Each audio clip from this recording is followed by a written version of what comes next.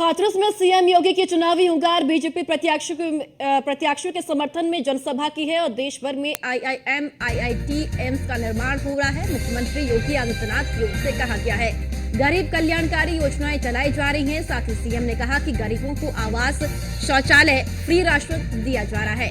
कांग्रेस, सपा, बसपा ने कोई काम नहीं किया है और 7 साल में यूपी की तस्वीर बदल दी है। 2 चरणों का मतदान पूरा हो चुका है और रुझान बता रहे हैं कि फिर एक बार मोदी सरकार आ रही है। देश की जनता वोट देने के लिए उत्साहित है। 10 साल में मोदी जी ने बहुत काम किया है। दुनिया के अंदर भारत का सम्मान बढ़ा है। इसी के साथ सीएम ने कहा कि माफिया के घर जाकर फातिहा पढ़ते हैं और यहां पर मुख्यमंत्री ने अखिलेश यादव पर ये हमला किया है। उन्होंने कहा कि माफिया के घर पर जाकर फातिहा पढ़ते हैं।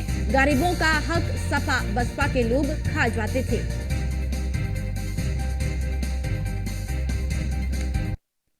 उत्साहित है, उमंग में लोगों के मन में भावना है कि हमें देश के अंदर मोदी जी को तीसरा कार्यकाल देना है, क्योंकि मोदी जी ने 10 वर्ष में देश के लिए जो कार्य किया है वो अभिनंदनीय है, अद्भुत है।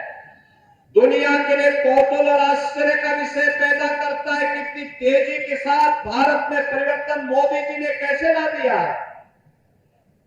दुनिया के अंदर भारत का सम्मान बढ़ा है, सीमाएं सुरक्षित हुई है, आतंकवाद और नक्सलवाद समाप्त हुआ है, विकास के बड़े बड़े कार्य, highway, railway, metro, IIT, IIM, AIIMS, IIIT, NIT, world class university, 1 district 1 medical college, हर घर नल की योजनाएं जैसी काम कर रही है और 1 डिस्ट्रिक्ट 1 प्रोडक्ट के माध्यम से स्थानीय उत्पाद को भी पहचान मिली है। कांग्रेस को 65 वर्षों तक देश में शासन करने का अवसर प्राप्त हुआ। समाजवादी पार्टी को 4 बार और बहुजन समाजवादी पार्टी को 3 बार प्रदेश में शासन करने का अवसर प्राप्त हुआ। लेकिन बहनों और भाइयों, इन सबको मिलाकर के जितना कार्य देश के अंदर इन लोगों ने 65-70 वर्षों में नहीं किया, जितना कार्य उत्तर प्रदेश के अंदर कांग्रेस, सपा, बसपा ने मिलकर के नहीं किया, उतना मोदी जी के नेतृत्व में मात्र 10 वर्ष के अंदर देश के अंदर हुआ है और 7 वर्ष के अंदर भारतीय जनता पार्टी की सरकार के अंदर उत्तर प्रदेश में हुआ है। आप सोचो, कांग्रेस के समय में और सपा बसपा के समय लोग भूखों मरते थे, गरीब भूखों मरता था। आज 80 करोड़ लोगों को फ्री में राशन की सुविधा का लाभ। उस समय लोग स्वास्थ्य की सुविधा के भाव में मरते थे। आज 60 करोड़ लोगों को स्वास्थ्य बीमा का कवर दिया जा रहा है। पहले पैसा दिल्ली से चलता था और साथ साथ यहां पर वह पैसा कांग्रेस के दलाल या सपा और बसपा के दलाल हजम कर जाते थे। पहले गरीब और किसान आत्महत्या करने के लिए मजबूर होता था। आज 12 करोड़ किसानों को किसान सम्मान निधि का लाभ मिल रहा है।